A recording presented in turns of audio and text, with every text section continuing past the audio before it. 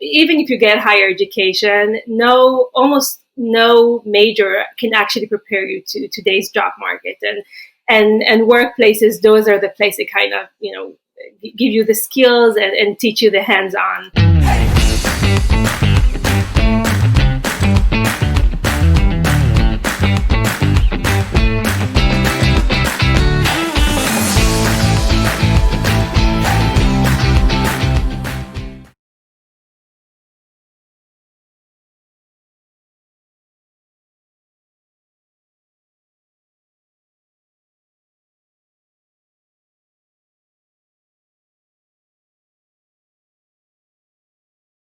Noah, Ohayon, Bob, thank you so much for taking time out of your busy schedule to be with me. How are you?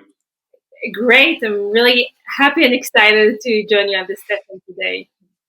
Thank you very, very much. Noah, if I begin to list the different things that you've done, the 20 minutes would be fast over, but just for reference so that we can structure the conversation a little bit. You're starting out, you're running marketing for a startup, Kolu, you're head of community for eBay. Today you're the head of the Israeli Delegation to Washington DC, but you're also a speechwriter for very famous politicians, which you managed to put in your children's names in there from time to time, right? But one of the most important things I think is that you competed against Omri Caspi on a trivia game show. Indeed, and lost. And lost. Tell me about that experience. You're in Who's the Last Standing, right? Yes, true. And I was petrified, being in front of a basketball player, and I'm like, oh, they're going to ask me so many questions about sports. And if there was something I'm not good at, it's like sports questions. And I end up losing to a question about a book, which is my passion, my hobby, my major. You studied literature.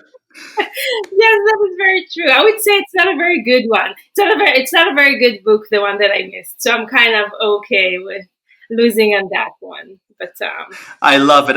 No, even when I was listing the things, and it's important for me not to have anything written because I try to have this spontaneous, but I forgot to mention that you also just casually co-founded one of the leading job search platforms in Israel, which we'll get to as well. But Noah, talk to me about your life journey, because that's fascinating. You're starting out with literature, you're writing speeches for famous politicians, which I want to hear about what that's like. And then you all of a sudden find yourself in the tech scene. So start from the speech writing and then let's move on to the tech scene. So if you go even further, I actually started as an educator because, like everybody else, I wanted to change the world for better. I guess I just wanted to make the world a better place. And I said, well, education would be it, probably, right? Especially in Israel when you have so many minority groups and such a huge gap in between certain populations. So I said, okay, I'm going to deep dive into that. My original kind of say ambition would be the Minister of Education. And then I said a teacher would be a good start, I'd say. And I thought that would be the most effective way. Everybody goes through the education system. At the same time, I was also working in a big philanthropy organization with students that came from a disadvantaged background, kind of enable them to get higher education and get the best out of that time period. And while I was doing all that, for sure, impact, I still felt that I was kind of restraining between these literally four walls sometimes. And I felt that if I in person want to get a jump start, but also with the impact I want to create, tech would be it. This is the way to go. If we want to kind of, prepare the generation of the future, we should definitely skill them up with those areas. And I felt that would be, the best thing to do. And because I had the social media nonprofit startup, I'd say I was pretty good with everything related to social media and online marketing, and so that was kind of my ticket to make that transition. And I started. But I do have to say, no, I'm stopping for a second because that's exactly a point that I keep thinking about. It's about what you just talked about was scale, right? You're saying I'm making an impact. It's between four walls. Every minute that I put into a day, you can pretty much know, okay, this is the impact that I'm producing, and how do I now make this impact at scale so that I can impact millions of people? And I'm sure that the work that you were doing with the students physically in front of you, you changed their lives. But then you were thinking, okay, how can I now do this at scale and change millions of people's lives, right? Yeah, exactly. So scaling is it. If, if tech and scale is that. So it's kind of doing automation of impact, I would say.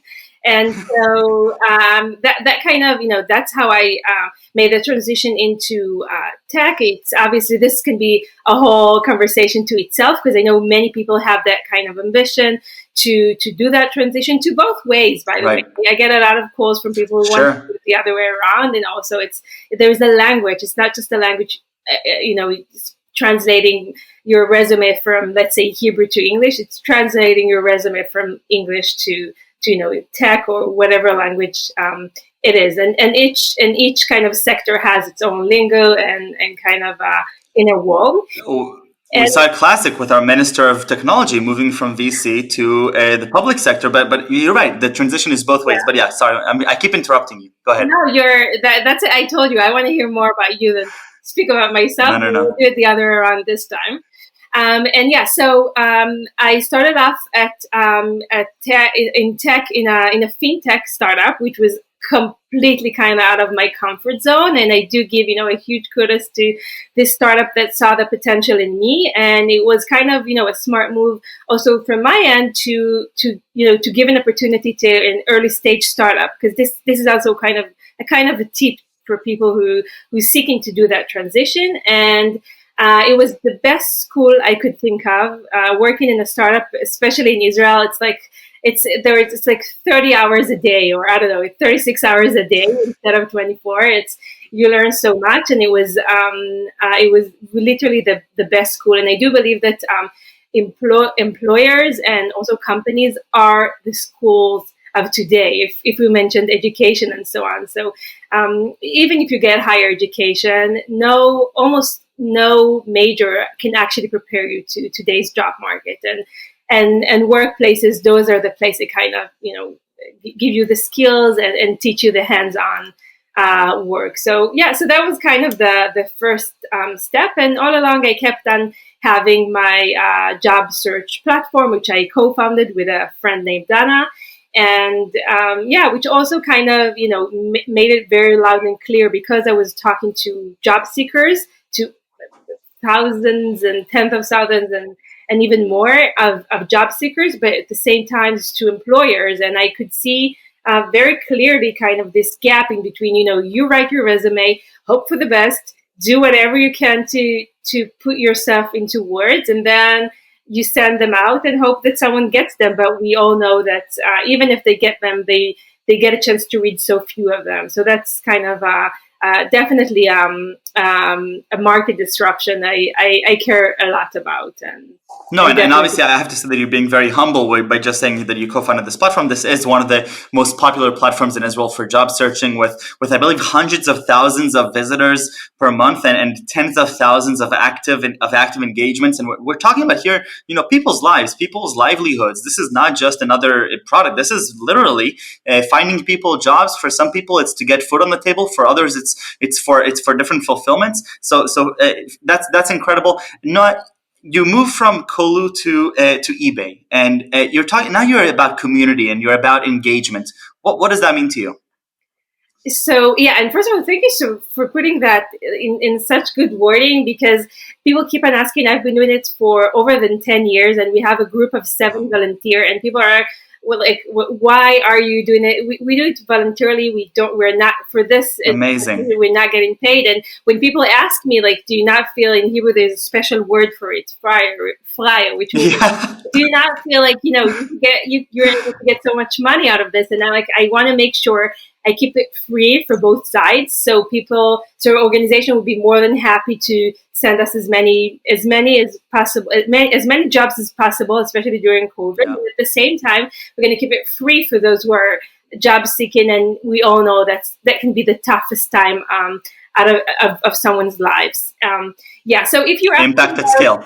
about community, so this is pretty smooth, because if we're talking about community, I guess it's exactly it. It's being able to in a way to advance your life. And I do think when you talk about online communities and Facebook and social media, many of the times you would hear people criticize it and say it's shallow and it's a waste of time and it's only self-bragging and so on. And I do believe that we can use social media and even so like even online marketing to benefit our life, to become better parents. I get ton of advice. I'm sure I'm a better mom since I've been using, like mom groups and parents groups online, and Sure. makes us better professionals.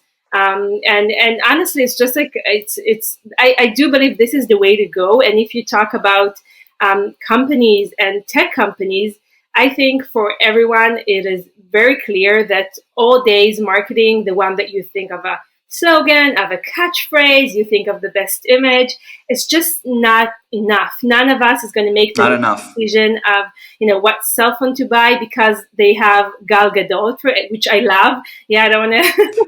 I'm not saying anything All of about us it, do. but it's just not enough. I'm not going to get Samsung just because they have an amazingly beautiful face on it.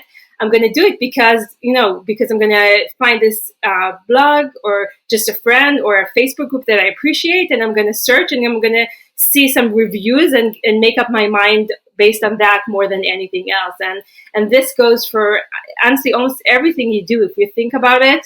And also studies show that 40% of the consumer choice that we made are based on ear to mouth, right? Ear to mouth, and this is how we make our choices today. And that's why reviews are so big, and so many startups and companies are around reviews. But it's at the same time community and consumer community or a product community. This is the way to go. And eBay, the boss I had, which it's also a funny story. He heard me interviewed on another podcast about online communities, and Wow. when the site in Israel wanted to try and kind of put up a team for that, they were looking for a team lead, and so he heard me on that podcast, and so he reached out, and it was so funny because it was exactly that. They wanted to do this experiment where they take their users, their product users around a certain area and kind of build a community around it and see how we curate products better, how we create an inner community. Let's say if it's buyers on eBay or Amazon, how do you create their own inner community to share, to Sure. solve problem, best practices, and so on. That is fascinating. I think that what you said before, which really resonated with me, you said that it's that the pretty face and the logo and the messages, it's not enough. And I hear some people say that branding and marketing has changed. I don't think the change is about it. What you're saying is it's evolved, right? It is still important. It's still important to have the great people presenting it. The messaging is important. The logo is important. But now, for me to want to buy a cell phone, for me to want to engage with a product, I need something more. I need to feel a part of the community, and I think that that's just something fascinating that really feels like it's something out of the last 5 or 6 years, right? That it's really becoming more and more common, which is, I think, incredible. But I want to make sure we have enough time also to talk about what you're doing today, because today you're talking from Washington DC, right? Yes. What are you doing there? Yeah, basically kind of the same, but just different. The idea is to have Israeli representative live here in America, working with the community here in America, and kind of working on the connection between Israel and working on that relationship to kind of make it more depth than what you hear on the news and read on Right. on social media. So this is kind of to create the depth relationship in between. And yeah, I'm leading a group here and also moved here with my family on this adventure. Again, kind Wow. of following passion, I guess, and I definitely love doing that. And I do believe that in some aspects we can definitely aspects and best practices we can bring from outside of the country here to America, and definitely learn from different cultures. I can say that Facebook groups in Israel are so big. Studies show Yeah. that people in Israel spend their time at least in 2 or 3 Facebook groups and really consumer, but also for every other aspect in their life. And when we had a session, all like of people who lead big community groups and communities online through Facebook. So we met their GM of Israel, and she said that Israel is really the kind of the top of that pyramid with innovation around kind of community. And I guess because it's a good sandbox for those things. It's a small place, everybody knows everyone, and definitely yeah. So again, you're taking a community, but you're going from tech now back to community and to. I'm guessing that there is a little bit of a difference between running the community and engagement for a startup than for a big corporation, and now for more of the government and more for social issues, right? Yeah, and kind of even I don't know, maybe even diplomat in a way. But I can tell you that throughout the last decade that I've been doing it in different aspect, you can see that some kind of the essence run the same. I mean, people want to kind of they want to find their peers or people they can relate to. They want to get knowledgeable from those communities and areas. And I'd say I think kind of a difference between a non-community or a community is kind of, or between the old marketing and the new marketing will be around two things. One of them would be the communication is both ways. It's not just, a company or organization or social cause shouting out their message. It goes both ways. And that one I can speak very close from working in a startup, because you have your roadmap and the product team have their plans, and you do not want to hear any feedback from up the street and kind of make it. But if you're a good community manager and a more advanced marketer, you would bring that information back to the team. I can give you just a tiny example. When I worked for College, it's a payment app like Venmo, and we got and it was new 5 years ago in Israel. No one used a payment. I remember when it was brand new. Yeah.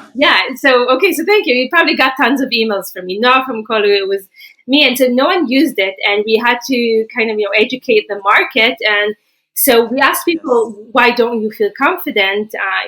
We asked people, what's kind of your feedback? And many of them said they don't feel confident enough putting their credit card information. And so, we just added like the symbol, the icon of a lock, and even that just increased the of course. Wow. trust in maybe 30% and help. And it's just a tiny example of how feedback from users can really change your product and your everything. And so that's one major thing, the two-side communication. And the other thing is to create a space for people to communicate with each other. And that also was a big thing, because if you're talking about a tech product, you would say, why is it important to us? But we, even just by running focus group, they have an opportunity of top users where they get an opportunity to communicate it between themselves. You can actually create not just users, but passionate community members of your own product. And many before me, Yelp, they built that's basically how they built themselves up, bottom up. Noah, it's just fascinating. It's so relevant to everything that's happening today, and the whole evolution of companies, brands, engagement, community. It's just fascinating work that you're doing, and I just love how you're gaining all these different extraordinary experiences, half of which we didn't even get to really dive deep in and talk about. And that's why I keep beating myself on the head that I called this 20-minute leaders and not 30-minute leaders, because oftentimes I just want to continue, but unfortunately I have to now thank you for being so generous with your time. And I have to ask you the last question, which is 3 words that you would use to describe yourself. So I would say the first one would probably be passion. I hope it goes through it. Yes, I'm huge 100%. Everything I do. I'd say probably the second thing would be community. It's something I care a lot through everything I do. And the third one, which I had the hardest time choosing, maybe because it's the last one, I'd say maybe adjustable, or kind of Yeah. Yeah, being Dynamic, dynamic. adjustable. Yeah, because people translate what Darwin said, and they sometimes you would hear someone said that he said that the stronger survives, but if you look closely at the translation, it says that it was more adaptive. That's who survives, and I think Yes. that's kind of our generation and our future generation, and the reality that we live today, being adaptive and being able to adjust to whatever comes your way. Adaptive, yes. That's kind of the way to survive, I guess, but also to enjoy, not just surviving.